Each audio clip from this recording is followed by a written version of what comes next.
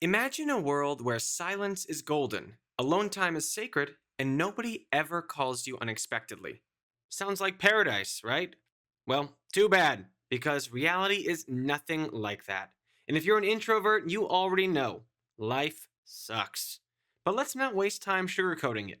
You wake up every day with a simple goal: to exist peacefully, avoid awkward interactions, and not get dragged into anything remotely social. And yet, the universe has other plans. Before you can even blink, boom, you're already in your first nightmare of the day. Because there they are, your crush. You weren't prepared for this. Your brain is screaming, go talk to them. Your heart, pounding like a drum solo at a rock concert. Your hands, sweating like you're gripping Excalibur instead of your backpack. Your feet, rooted to the ground like a tree that's been standing for centuries. Okay, this is it. This is your moment. You've watched the rom coms, you've rehearsed this in the shower, you even played out the conversation in your head, word for word. You know exactly what to say until they make eye contact.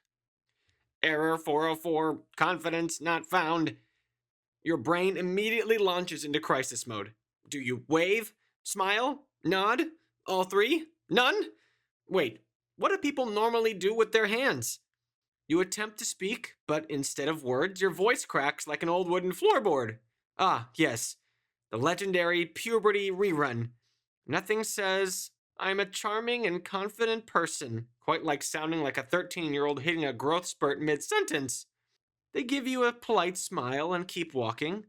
Well, at least you said something. Sure, it came out like a dying parrot, but hey, progress. And now, time for your favorite post social interaction hobby: replaying every second of this moment in your head for the next 5 to 7 business years. If you think that's bad, let's talk about the emotional crisis that is posting on social media. You finally take a selfie where you don't look like a sleep deprived raccoon. But now, the real challenge. What the heck do you caption this? Do you go mysterious? Lost in thought. Do you go witty? Trying to look casual, but spend 30 minutes adjusting my face? Or do you just accept your fate and go with the classic, feeling cute, might delete later, knowing full well you're going to stare at the like count like a stock market ticker? You post it, and now you wait. First minute, no likes. Okay, fine, maybe people are busy. Second minute, still no likes. Maybe Instagram's broken. Third minute, still no likes. Okay, now it's personal. Did I commit social media suicide? Did I post at the wrong time? Does everyone secretly hate me? Should I delete it? No, that would be weak. But also, should I delete it? Then, ping, a notification. Oh my god, someone liked it. It's your mom. But don't worry, because your life is about to get worse.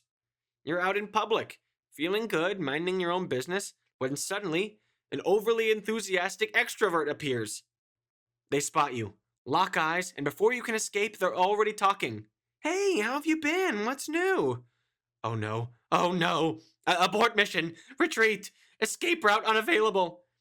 You have nothing new to say, because let's be real.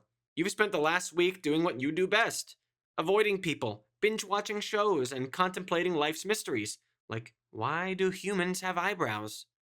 And now, you're expected to summarize your existence in a way that sounds socially acceptable? Do I mention the book I'm reading? No, they probably don't care. Do I tell them about my weekend? Nope. Stayed home and scrolled endlessly is not exactly riveting conversation. Do I just lie? Pretend I took a spontaneous trip to Paris? No, they might ask follow up questions. Too risky.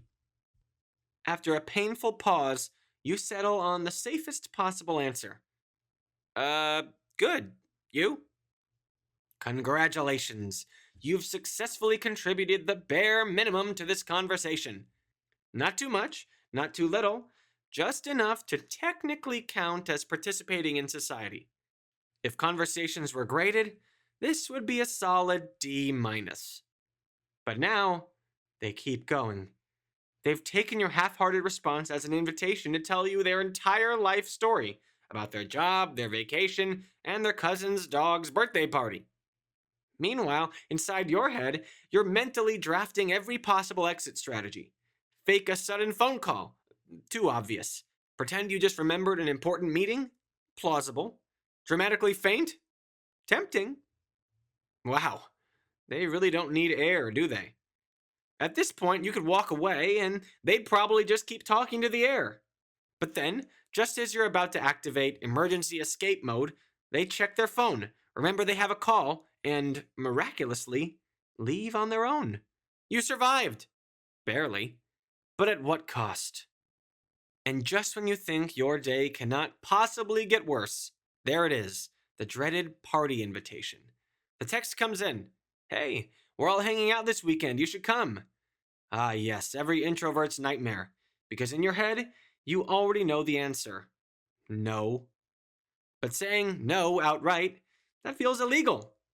Few people? Translation, it's a full-blown house party. Super chill? Yeah, until someone suggests karaoke, and now you're standing in front of 30 strangers butchering a song you didn't even want to sing. So now you're trapped in the fake excuse Olympics. You can't just bail last minute without a solid excuse, and I don't want to won't cut it.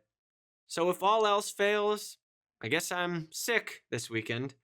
Oh no, what a shame. So tragic. Can't make it. Maybe next time. There will be no next time.